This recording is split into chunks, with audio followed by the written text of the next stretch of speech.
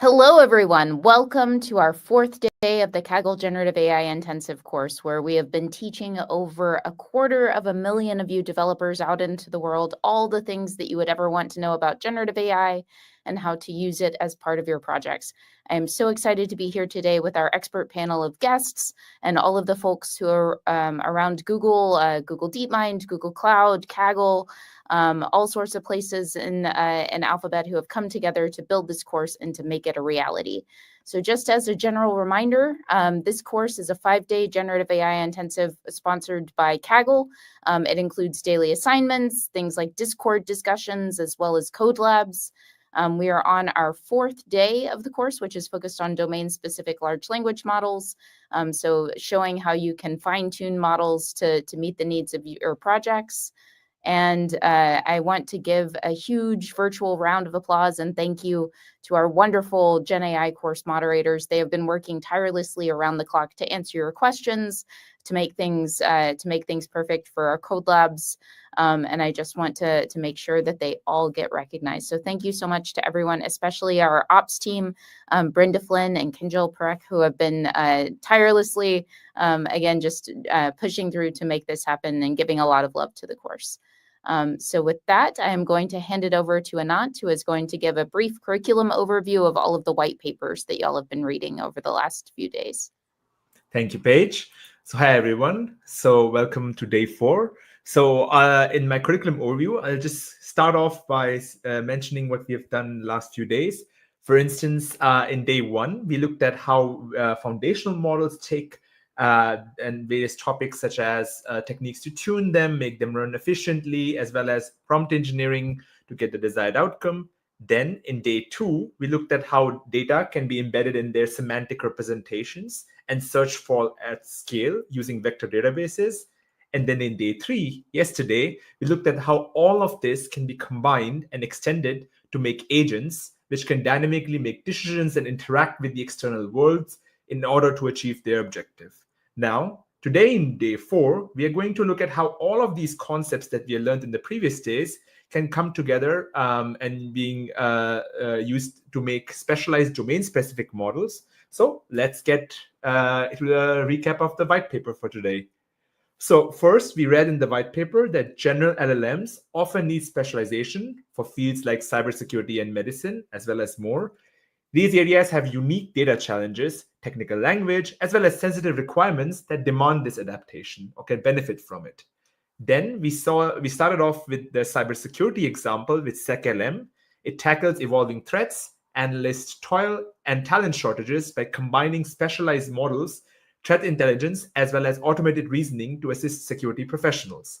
Training involves adding security data and fine-tuning on relevant tasks and some more. Then we looked at the section on medicine, which features MedLM and MedPalm.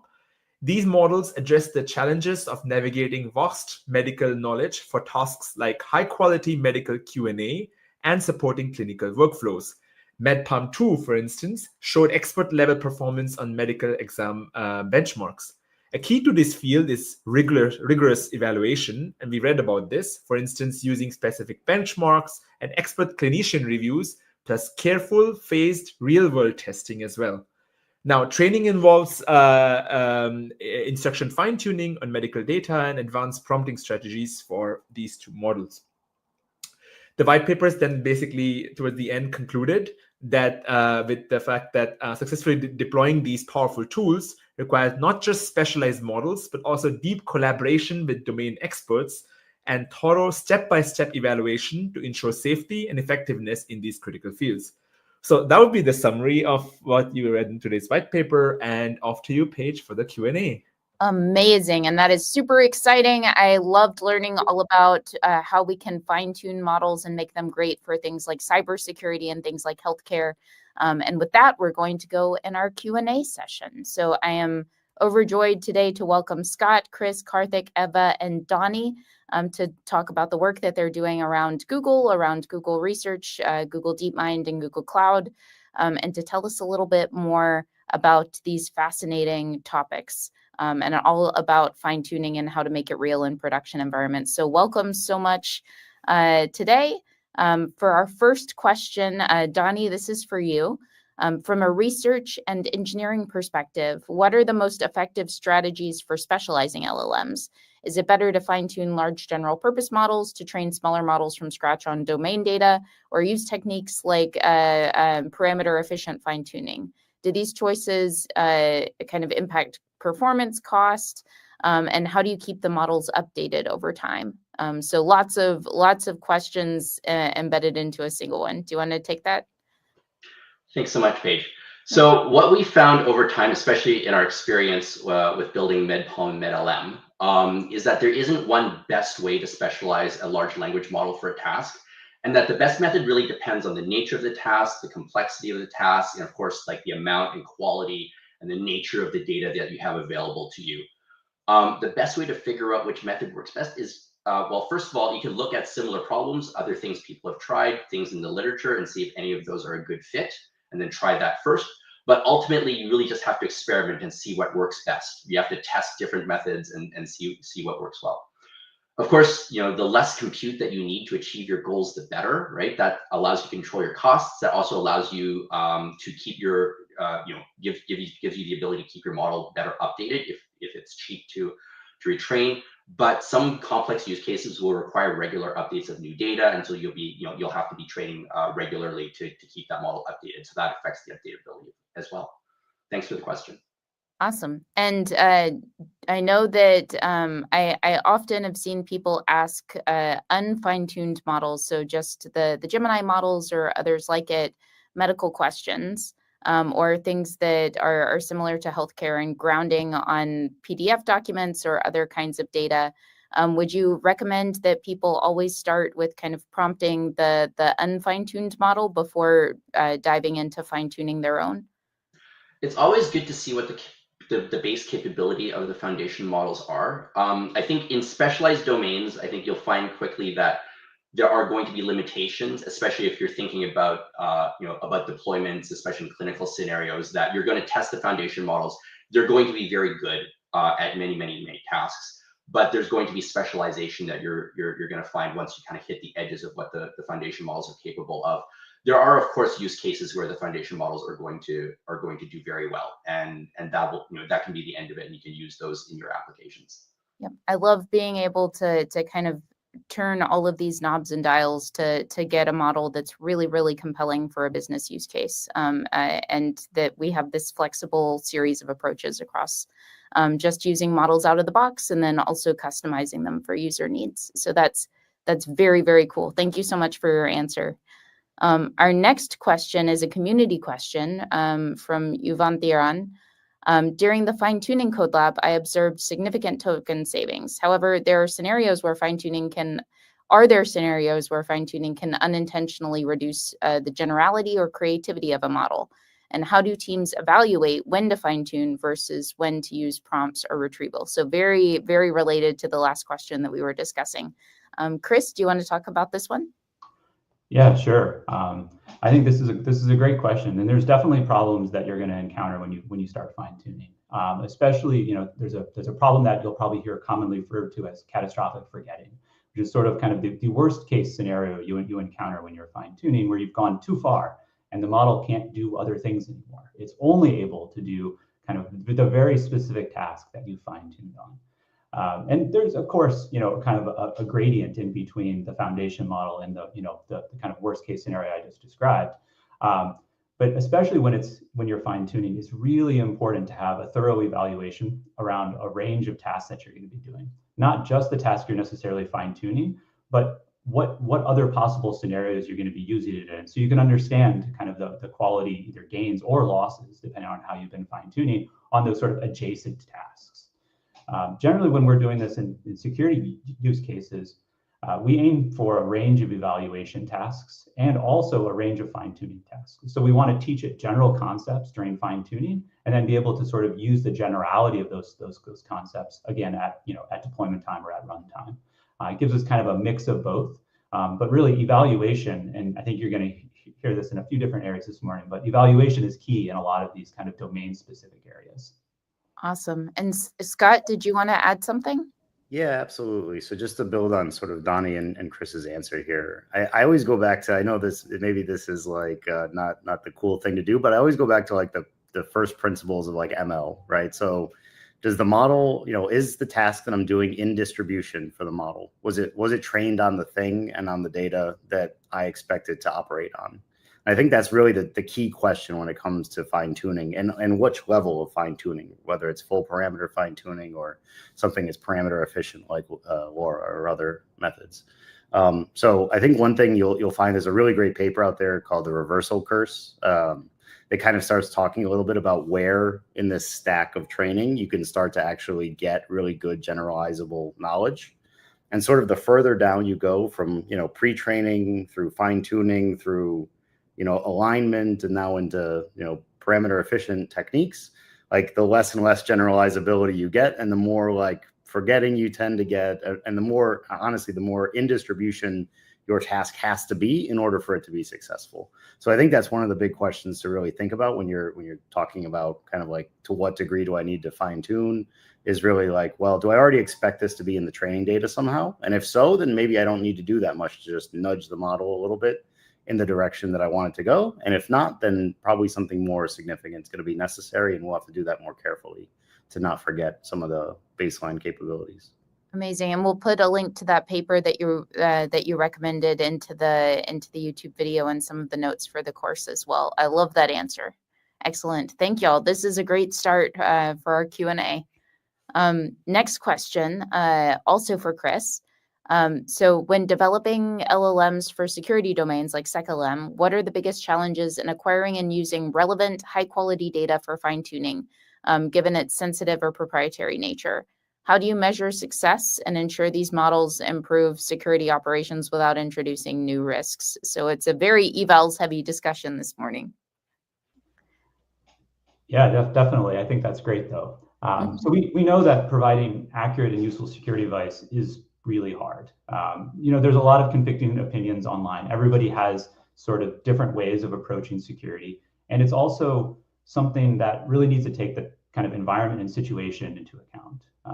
Thinking about people at home, and email security is very different than thinking about code security and other sort of tasks. And so we do need to kind of sort of have different kinds of data sets for different kinds of tasks. And oftentimes those data sets are proprietary or sensitive in some way. So what we've sort of done with building SecLM is have a chance to experiment with that whole spectrum. So everything from training and fine tuning on models where we are using heavily, large amounts of internal information about security and threat actors and sensitive material there, all the way to the kind of the other end of the spectrum, using basically foundation models more or less off the shelf. And that gives us a really sort of nice spectrum to sort of pick a place to work. And so what we've seen is that the best performing approach for us is kind of sort of in the middle, where we're doing training with plenty of high quality public security information. And that's really feeding into the foundation models, into Gemini itself in this case.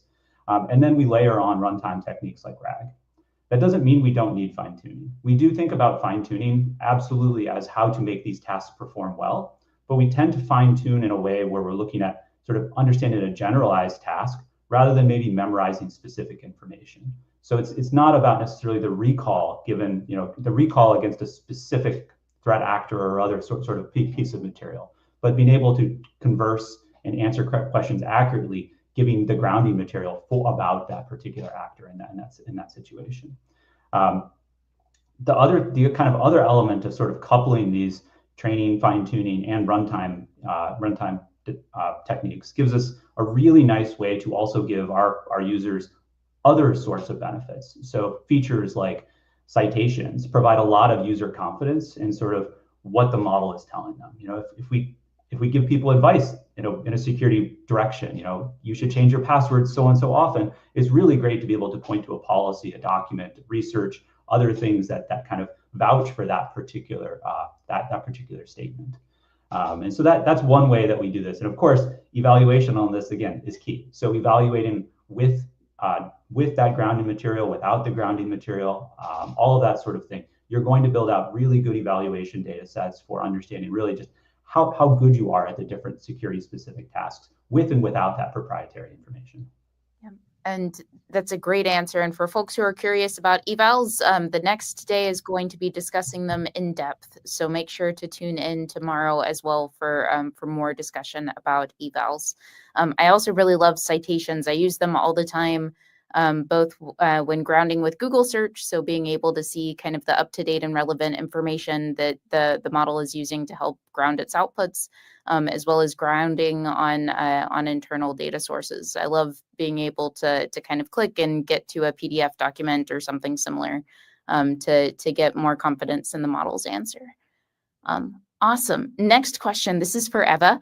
Healthcare and life sciences is a domain with complex terminology, high stakes for accuracy, and significant regulatory considerations. What unique challenges and opportunities arise when building or fine-tuning large language models for these healthcare applications? And how do you ensure that the model is reliable, that it has high safety, and also compliance? Thank you, Paige. So we've been hearing a lot about the challenges. So why even do domain-specific LLMs? So let me start with the potential. I think that the potential is immense. Think about personalized medicine. Think about scientific discovery, improved clinical documentation, more effective healthcare processes. There is so much potential that building those LLMs brings. And hopefully many of you are looking at how we can bring this technology into the space of healthcare and life sciences. The challenges, unfortunately, are still pretty hard and unique. Complex domain-specific terminology. If you think about how two doctors talk to each other, none of us could understand that. And the LLMs need to be able to actually understand that new terminology. High accuracy demands. This is actually a life and death situation in many cases. Evolving knowledge landscape, the science, both the medical science and the life sciences evolve and new discoveries come up every day. So the stale information becomes inaccurate. There is data scarcity, need for causal reasoning, and really stringent regulations. So the opportunities lie in automating tasks, accelerating research, and improving patient interactions. It's really important to ensure reliability, safety, and compliance. And in order to do that, we use a multifaceted approach. This includes curated data with strong governance, rigorous model evaluation with specific metrics, and expert validations. We're prioritizing explainability, implementing robust safety measures against harmful content and biases, and adhering to all regulatory requirements. There is a necessity for interdisciplinary collaboration and continuous monitoring. So not just at training time and fine-tuning time, but you want to continue monitoring the systems after deployment. Awesome. That's a lot of wonderful things to consider when building these healthcare and life sciences AI systems. So thank you for going into depth for all of the things that engineers might want to be mindful of. Next question is for Karthik. Welcome to the call. How do you balance the need for deep domain expertise within the model against the risk of things like catastrophic forgetting, which we heard about a little bit earlier, or overfitting on specific training data? Are techniques like RAG or using the context window sometimes a better alternative or a complement to fine-tuning for domain adaptation? Thank you for the question. That's a really great question. I think let me answer that in two parts. Let's start with the first part, right?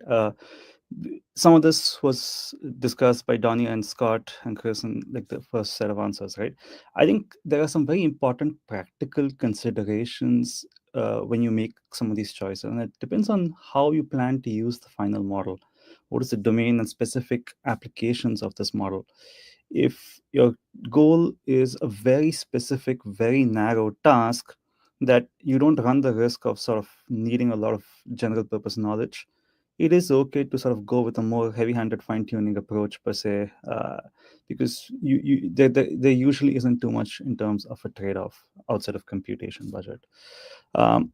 But a lot of tasks that do need more open-ended, more knowledge heavy tasks do sort of need a more gentle, measured touch, because you do really want to sort of make sure the model is not losing some of the general purpose knowledge. Because again, as already we discussed, the more you fine tune, the risk you run of sort of losing some of that knowledge.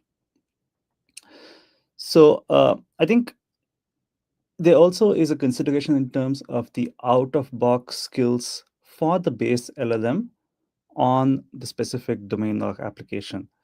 A domain that is more commonly represented, say perhaps in the pre-training data, is going to be something which is better. Models are going to be better at, say, something like code than they would at, if I ask you a very esoteric domain per se, I don't know, nuclear physics or something like that. So I think that is another consideration when you're sort of trying to determine this, how common, popular, how good are the out-of-box skills of the base model before you sort of try to sort of go further down the fine-tuning route.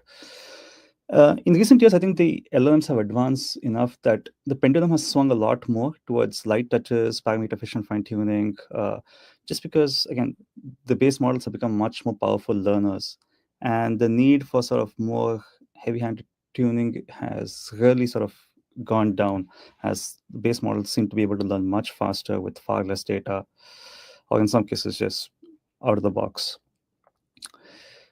The second part, okay, this is really great. I love this question because I think techniques like RAG are somewhat underused, honestly. Newer models have become much better at using the information provided in the context. I'm reminded of an example, a demonstration that was provided about a year ago, per se, right? Where someone took a grammar manual for this language called Kalamang, which has only fewer than 200 speakers worldwide. They added that to the model in a single prompt, and the model learned to translate from English to Kalamang at a similar level as speakers of that language, which is crazy to think about it, right? There was no fine-tuning, nothing. You just gave it the manual. I think this is an increasingly important capability of models. Techniques like in-context learning really allow the model to solve new complex tasks with just a few demonstrations. And again, this is a very actively growing area of new models as they come about. And like, if anything, I expect performance will keep improving in these areas. RAG is another technique in the same vein, right? Where you can put in a lot of valuable information into the context and hope that the model can learn from those valuable pieces of like the snippets of information that you have provided there. At the end of the day, though, there's also a practical question here. Are you willing to pay the inference cost? Because typically when you have techniques like RAG and context learning, you are working with slightly longer prompts. Again, here too, I feel the pendulum is swinging more towards allowing these techniques, just because techniques like prefix caching and other optimizations of inference mean that LLMs have become a lot better at dealing with such longer contexts. In the older days of transformers, like we no longer in the quadratic attention setting where like you can't scale up to super long sequences. I mean, the Gemini models can handle up to 1 million tokens easily. So I think it then gates on your ability to find useful information. And again, this tends to depend a lot on the actual specific problem and domain. So yeah. Yep. I love that, and I'm a huge fan of Gemini's long context window, especially for things like pulling in entire code bases. Similar to the example that you gave, I've really loved being able to pull in COBOL code bases along with just kind of an instruction or a documentation manual. And then suddenly Gemini knows COBOL, or it knows COBOL much better than it did before. So if folks are a little bit time crunched and they don't necessarily have the ability to or the TPU resources or GPU resources to do fine tuning, I think sometimes testing out things in the context window is a really great first kind of prototyping phase, as opposed to starting immediately with fine tuning. Awesome. Next question is our second community question from Unatara. How is data grounding handled when external knowledge bases are real-time data streams? What is the accuracy level for those systems? And Scott, do you want to take a stab at this one? Yeah, absolutely. So I don't think I have any good metrics that I can share in terms of accuracy levels. I can say that for SecLM, that sort of grounding information is incredibly important for all the reasons Chris mentioned at the very beginning. Just the amount of change that happens in this domain from even hour to hour in terms of, frontline observations of attacks and threats is really important to be able to bring that information in a sort of a real-time fashion. I kind of, I don't know, maybe others on the call will kind of feel differently here, but like the real-time aspect actually doesn't change much in my mind in terms of how you deal with the data, right? Ultimately, you're still going to want to perform retrieval, right? Which means taking whatever's in the prompt from the user and kind of matching it up against this data somehow, right? So you can imagine caching mechanisms or other data stores that you would sort of update over time as you get the new items in the stream and so on and so forth. I think actually, if I might co-opt this question slightly, though, I think one interesting thing to think about here is like specialized versus less or sort of generalized grounding kind of ideas. I think there's an interesting kind of distinction here where you have Google search grounding, which allows you to obviously get a large amount of relatively generalized information about a topic, and then you have a little bit more cost that comes in with like a specialized knowledge base, right? So in SecLM, for instance, we use our internal Mandiant threat intelligence knowledge graph as part of our augmentation. And one of the interesting things here is like sometimes the way in which the cybersecurity community refers to something is like fairly general. So there's a lot of naming for threat actors of things like Cozy Bear or like, I don't know, like Winter Sandstorm. There's a bunch of these kind of a little bit odd actor notions. And if you just go and search these things up on, Google search grounding, you're going to get a whole bunch of really unrelated pieces of grounding information, right? Now, the model usually can sift through these things and kind of identify when it's useful and when it's not useful, but sometimes it can't, and sometimes you get some pretty wacky stuff. So I think one interesting thing to think about here is your kind of domain separation in some ways, where you do have your very well-defined authoritative sources, where you kind of curate it and make sure it's very high quality, and sort of use that as your primary source of information. And then you have something like Google search grounding, which you can use to kind of shore up any gaps that you might have in the underlying knowledge store. I will say one thing that the real-time kind of probably introduces here that maybe I missed a little bit the first part, which is the sort of temporal nature, right? Which is that, you could see many examples of the same entity pass through this real-time stream with like updated information over time.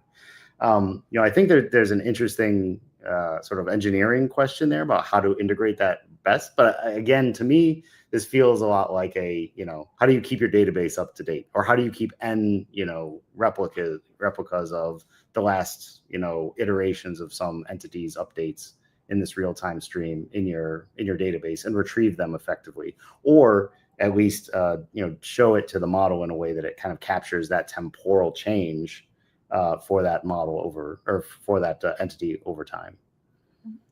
I love this discussion about retrieval and kind of augmenting the model's outputs with up-to-date information. And hopefully folks remember back to day 2 where they learned all about vector databases and embeddings and grounding models in data sources. So this is great discussion. Next question.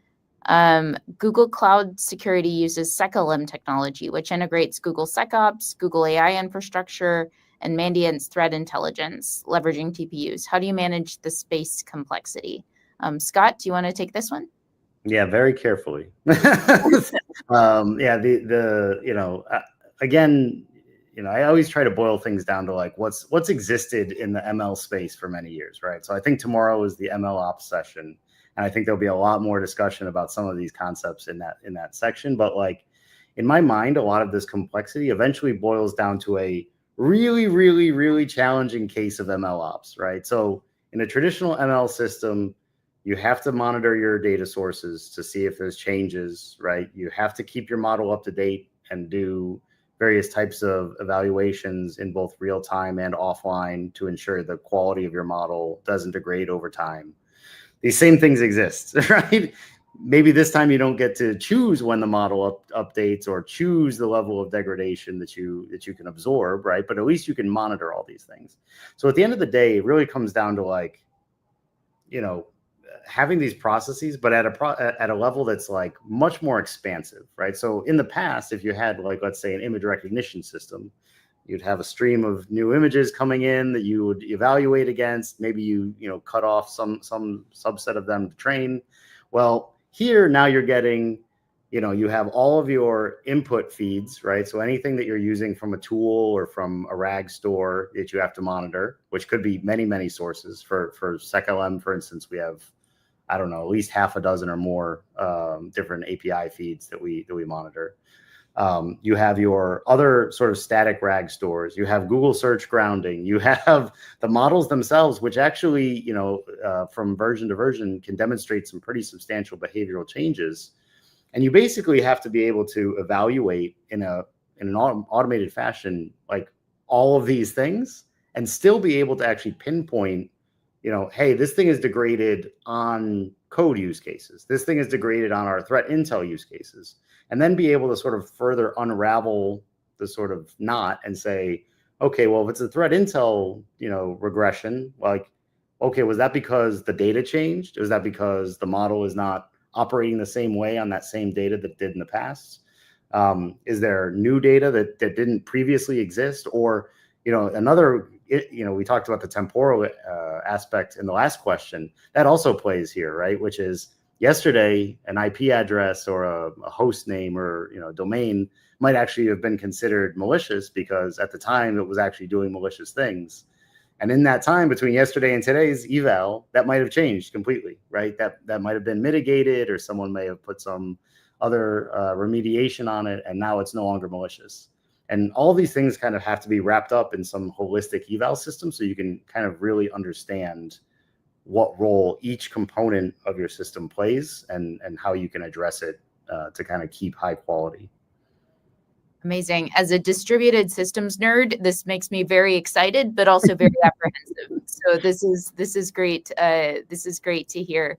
And it also I think is a lot more sophisticated of an approach than what we saw, even just a couple of years ago when people were first starting to test out these large language models. It's really wonderful to see how models now are just becoming part of a system that's a bit more representative of real world use cases as opposed to just being the end all and be all. So this is wonderful. Thank you for the great question, Deblina Carr. Next question from CX Wong. What are the design considerations on when to apply a domain-specific large language model versus generic LLM in hybrid situations and use cases? Or are there hybrid architectures available that combine both? And we've already touched on this a little bit. Karthik and Eva, do you want to take a stab? Sure, I guess I can jump in. So yesterday, you heard a lot about agent architectures. So obviously, agent architectures are a great way to combine general and more specialized models into a hybrid solution. If you think where the strengths of a general model are, they're in the conversationalist, kind of the user interface to a deeper system.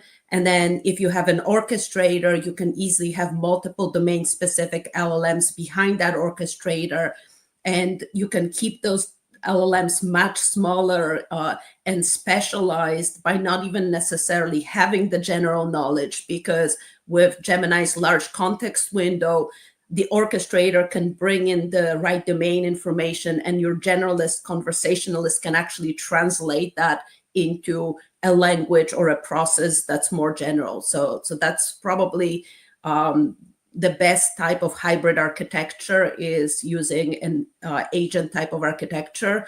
And this also allows you to bring in data and kind of deploy RAG type of approaches to augment with additional information in real time. So Karthik, do you want to add some? Yeah, thanks. I think that's a really great answer. So I think the only thing I would add to that is it would depend a little bit on sort of like things like other practical constraints like compute or sort of like the complexity of the system you're targeting. Agentic architectures are really sort of where the world is moving towards per se, but it is not necessarily always like the easiest things for folks to start with. Just quickly play around, get a quick and dirty solution per se. Again, Eva mentioned RAG as well. That's a really nice way of thinking about it. I think it depends a lot on how deep domain knowledge a specific task would need, which could influence the solution. Eva gave an example earlier of sort of if you had medical professionals speaking in their jargon per se, that's not really something which is very easy for us to sort of have a general purpose rather than figure out, okay, this is what is being meant by person A when they're speaking to person B, right? And I think that is, I think, where some of these decisions need to be sort of factoring in sort of like how much deep domain knowledge is needed. But again, I think the hybrid architectures, like as Eva said, like which agentic sort of like the more agentic settings are offering, is really where I see the world moving. Amazing. Like I think this is wonderful to have these kind of coupled approaches that help real people solve real problems. So thank you both for the excellent answers. The next question is from Batman. So we apparently have a superhero on our Discord channel. With the rapid advancements in large language models for domain-specific applications, what are the key limitations preventing their widespread adoption in critical industries like healthcare and finance, and how can we bridge those gaps? Donnie, do you want to talk about this in the healthcare domain? Absolutely. My toddler will be very excited to know that I answered a question from Batman today. So I'll talk mostly about healthcare because that's the domain I know the most, but I will say that in the financial services, there's a very strong parallel in terms of financial health and financial data leading to assessments of financial health that are very applicable here as well. So I'll kind of break down the key limitations into three categories. One of them is just the complexity of the domain, which I think Eva has already talked about. And the solutions that she talked about were exactly the things that we actually had to do for MedPal and MedLM, right? To evaluate with expert evaluations. A lot of that had to go into making MedPal and MedLM things that we felt comfortable letting developers have access to. The second layer of complexity is really the complexity of solution. If you think about a health encounter, a clinical encounter, the model prediction is just a very small piece of how that integrates into an entire solution, an entire workflow. And we talked previously about agentic architectures. We haven't really completely solved the problem of what are the right types of architectures or what types of agentic techniques need to be brought to bear in order to solve a system problem or a solution workflow level problem within a healthcare system. And then I think the last layer of complexity is really system-wide complexity. And here it's not just like, even if you have a deployable solution, even if you have like, oh yeah, we can, for this particular use case, we can do the same thing that a doctor does. There are so many stakeholders within the health system, not just regulatory, which Ava also talked about, like healthcare payers, governments, hospital systems, patient advocacy, like a lot of stakeholders need to have their concerns listened to and understood within the framework of that solution. And and making sure that the solution has respects all of these different stakeholders and their needs is also immensely complicated. So thinking about bias, compliance, usability, explainability of the solution, safety, the ability to integrate across a lot of different platforms. So all of those factors come together to really amp up the complexity of the solutions and the needs here. Thanks. Amazing. And that was our last question for today. Thank you so much to everyone for kind of discussing everything that you're building and everything that you're creating in the research and the production world. I really loved the conversations around agent and hybrid architectures in the medical domains and healthcare, as well as in the security world. It sounds like a really, honestly, very fun and exciting time to be working on these systems. Chris and Scott, did you have anything that you wanted to add about these kind of agent and hybrid architectures? Yeah, I mean, I think our journey on the SecLM side is probably very similar to the MedLM side, right? I think we learned very, very early on in the process, like whatever 2022 or whenever we started kind of really going down this path.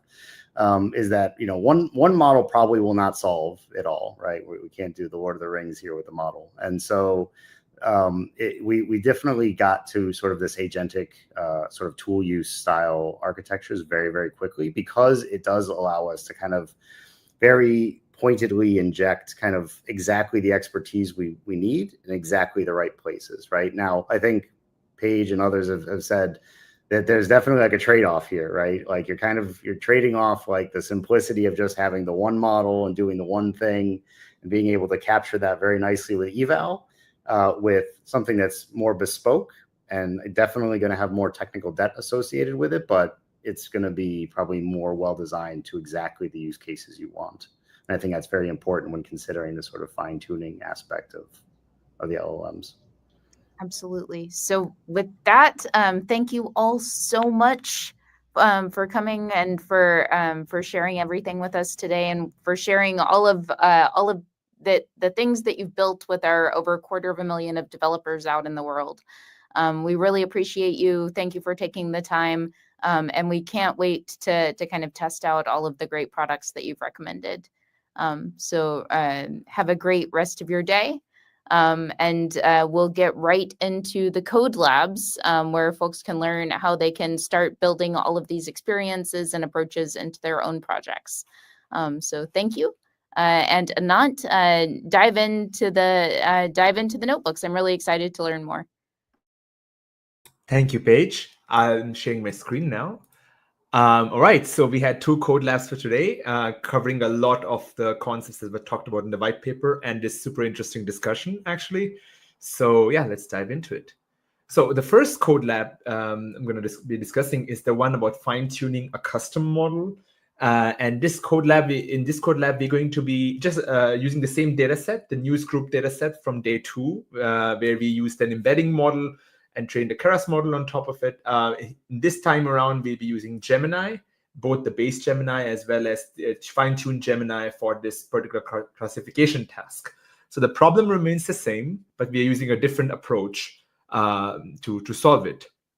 So moving on. So in the first part of the code lab, just like in day 2's code lab, we download the newsgroup text data set. And this basically has some newsgroup posts, which need to be classified into their respective newsgroup categories or news groups. And you can download this data set, the train and test subsets of it. And yeah, so for example, these are some news groups or newsgroup categories, which we expect the model to classify correctly against. So in the next part of the collab, we prepared a data set to both clean the newsgroup posts, which are being fed as the input to the model. However, there's also another aspect to it. The cleaning helps us, or pre-processing helps us prevent the model from shortcutting directly from the text to the target news group. Because sometimes known users of a forum can be used to guess which news group the text belongs to. So we want to test the ability of the model and its ability to understand the context. So we are removing that additional information from the text. Then after all the pre-processing, it looks something like this, the data frame, where there's text and the respective news groups or newsgroup categories. And then now we are going to train parameter efficient fine-tune the Gemini 1.5 model. And in this case, we will keep 50 rows from each category for training. We need now bear in mind these 50 rows are significantly less than the amount of rows we used for training the Keras on top of the embeddings in Keras model on top of the embeddings in day 2. That's because the base model already has quite a lot of knowledge embedded into it, and we do not need to use a lot of data to fine-tune it with parameter efficient techniques. So this is what we do here. And then before we get started with tuning and like evaluating the tuned model, it's good to always have a baseline. In this case, our baseline should be as well the base model with just a zero-shot classification approach. So if we just pass in the text, the newsgroup text as an input, it basically gives an answer to the question, or gives an answer to this. Basically, if you give it a text, it does not give you the class. We do not want it to answer to the newsgroup post. We want it to classify it. So here's where your prompt engineering knowledge from day one comes into play, where you give it a prompt like what newsgroup does the following message originate from?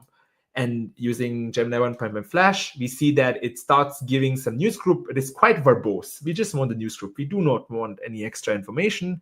So you could also try and parse out the relevant text, or refine it further by giving it some the role prompting, which we learned in day one, and then you see that it gives slightly more concise responses, but this is not always correct still. So if we evaluate the overall accuracy of across the test set of just using zero-shot prompting for classification, we see it's not very high. And now if we tune, we do parameter efficient fine tuning on Gemini Flash, 1.5 Flash, then we see it improves the results significantly. And there are a few knobs that you can tune, such as epoch count, which tells how many times the model loops through the data, batch size, and more, which you can use to get better results. You need to, just like in predictive models, you need to play around with them to see how much they can improve the performance. Now, so after the new model has been tuned, or the parameter efficient fine-tuned, you see that the performance improves significantly, and that's where we see that in such scenarios, parameter efficient fine-tuning could be useful. Now, as discussed earlier in the Q&A as well, we see that there's another benefit other than performance to doing fine-tuning for models, and that is reducing the token count. So because we do not need a very elaborate prompt at the input side, as well as the model is less verbose on the output end, the model generates and uses less tokens, so the overall token computation is significantly reduced, and that can result in significant token savings, as we see here. So that would be all for this code lab. Let us move on to the second code lab, which I am sharing my screen for. Second.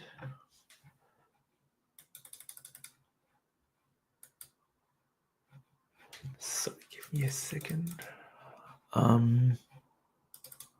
Yes. So I'm sharing my screen for the second code lab, and in this code lab, we look at Google search grounding and how grounding, as we discussed earlier in the Q&A as well, can help you improve performance.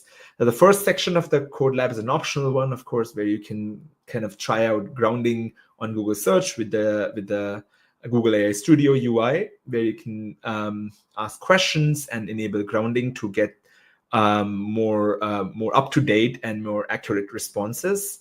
And you can also get citations, so you can see where those answers came from, as well as see which part of the section the response came from, which particular source. And in the second part of the code lab, we do this using API in a programmatic fashion.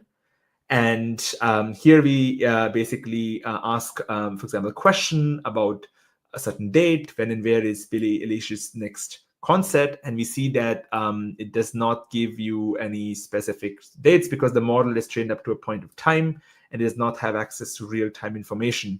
Now, with grounding enabled, it gives you a specific itinerary of where and when the concerts will happen. Now, another important aspect of the API is that it can provide you not only the response, but also tell you the sources from where the grounding chunks can tell you the sources from where the Google search API provided you the response. So, and not only can it provide you the sources, but you can also go further into it and see which part of the response it can be attributed to which particular source. And this can really help you, as we see in the next part of the collab, it can really help you build this kind of citation augmented response where you know which parts of the response can be attributed to which specific sources. And after that, in the code lab, we learn about using tools together with the Google search grounding tool as well. So other tools, for example, the code generation tool. So in this part, we see that we ask it a question, for example, here, and then we provided the Google search tool, and it provides you an up-to-date, accurate answer by being grounded on the Google search Google search results. But we go a step further where we give it an access to another tool, the code execution tool, which can actually write and execute code for you. And we say, okay, take the results from what you got earlier here and plot this as a Seaborn chart. And we see here that it can generate a very nice chart for you. I personally found this super, super useful. So yes, that concludes our collab, and off to you, Paige, for the pop quiz. Thank you. Amazing. Thank you so much, Anant. And thank you to Mark McDonald, also who is on our team, who helped build and create all of the code labs that you've been using over the last week. So thank you both so much. With that, we are going to go into the last part of our course today, which is the pop quiz. So for our pop quiz today, you will be tested on all things fine-tuning and domain-specific customization of large language models, starting with what is the primary goal of MedLM in the medical field? Is it A, to replace doctors with AI systems for more efficient patient care? Is it B, to develop AI models capable of diagnosing and treating diseases without human intervention? Is it C, to improve health outcomes by making advanced AI technology available to healthcare professionals? Or is it D, to create a universal AI system that can answer any medical question with 100% accuracy? So grab your pen and paper, or just kind of jot it down somewhere, or take note of it in your head. What is the primary goal of MedLM in the medical field? I'm going to count down 5, 4, 3, 2, 1. And it is C, to improve health outcomes by making advanced AI technology available to healthcare professionals. So keeping a human in the loop and making sure that we get the best quality care to folks. Question number 2, what is the significance of ensemble refinement in MedPalm v2? Is it A, that it allows the model to learn from patient data, B, that it improves the model's ability to generate multiple choice questions, C, that it helps the model identify medical images, or D, that it enhances the model's reasoning and answer refinement by conditioning it on multiple generated reason pathways? What is the significance of ensemble refinement? I'm going to count down 5, 4, 3, 2, 1. And the answer is D. It enhances the model's reasoning and answer refinement by conditioning it on multiple generated reason pathways. Question number 3. What is the innovative approach used by SecLM to address security challenges? Is it A, developing a highly complex AI model with trillions of parameters for superior performance? B, replacing human security analysts with fully autonomous AI agents? C, combining large language models, authoritative data sources, and a flexible planning network? Or D, creating a global database of all known cyber threats for real-time threat detection? Remember back to Scott and Chris's answers and decide what is the innovative approach used by SecLM. I'm going to count down 5, 4, 3, 2, 1. And the answer is C. It combines large language models, authoritative data sources, and a flexible planning network. And as I mentioned, it sounds really, really cool to a distributed systems engineer. Excellent. Question number 4. How does SecLM address the challenge of limited publicly available security data? Is it by A, collecting and storing sensitive user data for central model training? B, by developing specialized LLMs trained on cybersecurity specific content and tasks? C, by relying solely on open source data for model training? Or D, by generating synthetic security data to augment limited public data? I'm going to count down 5, 4, 3, 2, 1. And the answer is B, by developing specialized LLMs trained on cybersecurity specific content and tasks.